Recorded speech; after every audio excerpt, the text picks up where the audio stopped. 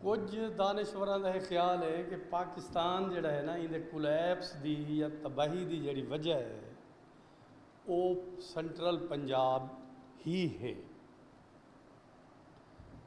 चूँकि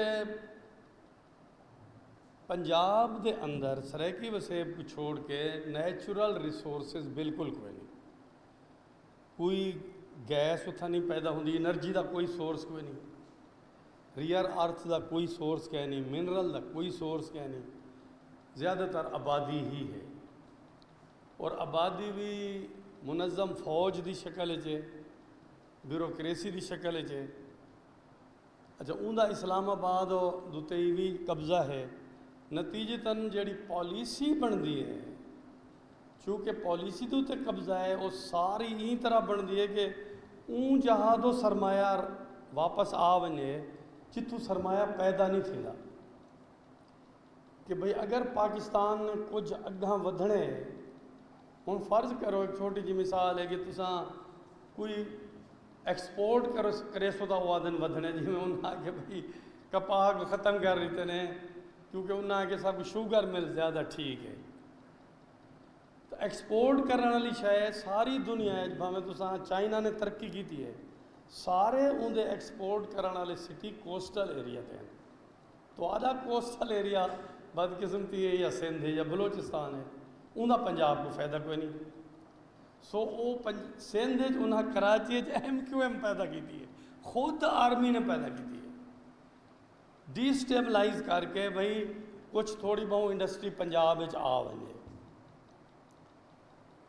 तुसा खुद सोचो कि तुसा कपड़ा करने एक्सपोर्ट, उनका कारखाना फैसलाबाद लावन की कोई तोके, उनका कराची हो, लसबेला हो, कोस्टल एरिया हो, जो बाहर जो भेजने। अच्छा, तुसा बिजली का कारखाना लावने कोयले का फर्ज करो, कोयला इंपोर्ट करने, तो वो कोस्टल एरिया हो, बाहरों आसी उथाई बिजली बनसी वल वो साहिवाल लावन की कोई तोके इतना लेने पैन मुजफ्फरगढ़।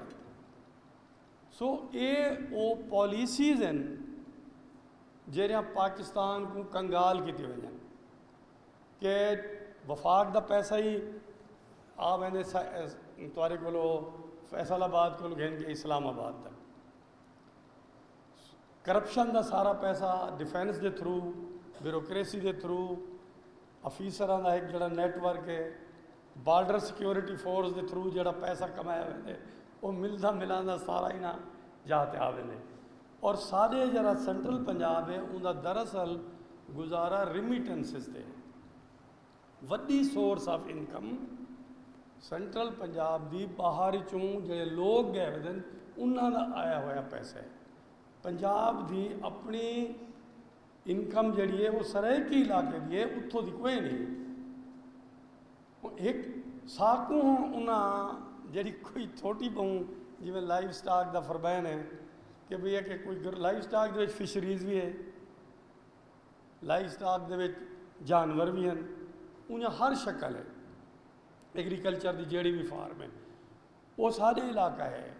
उनके उत्ते भाई शरीफ आदमी हो, चलो असा तो मजदूर ही सही, साकू को ग्रोथ उन्होंने तो सरमायाकारी करो ताकि कुछ तो कंट्रीब्यूशन थी वे, मगर उनके उत्ते भी आहिस्ता आहिस्ता अपनी बेअकली की वजह को, सैल्फिशनेस की वजह तो, करप्शन ते नजायज़ पैसा कमावन की वजह तो ये सेंट्रल पंजाब तो हुण अगर इवें चलते रही से अगले 15-20 साल वो सारे का सारा इलाका रियल स्टेट का इलाका बन गया।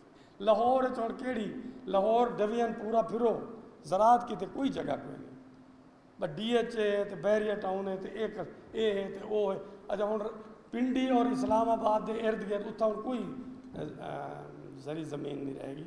सो जेड़ी डायरेक्शन पंजाब साकू की वेंदे वो एनारकी तो की वेंदे। पहले बलोचिस्तान एनारकी है, पख्तूनख्वा है, हुण कश्मीर है, अगों सराइकी इलाका और सिंध भी ये साकू उन पासे धकेली वेंदन।